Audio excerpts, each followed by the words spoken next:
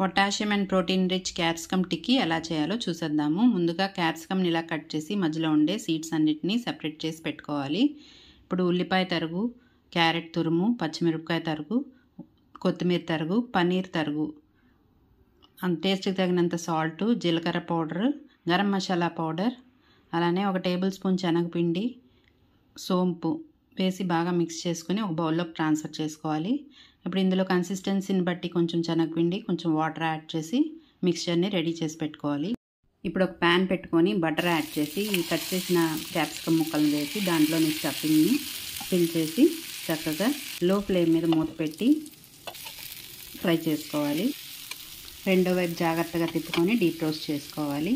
ఇందులో మనం యాడ్ చేసిన క్యారెట్, పన్నీర్ హెల్త్కి చాలా మంచిదండి. అలానే క్యాప్సికమ్ కూడా. రెసిపీ నచ్చినట్లయితే లైక్ చేయండి. అలానే పిల్లలకి తప్పకుండా చేసి పెట్టండి. Thank you.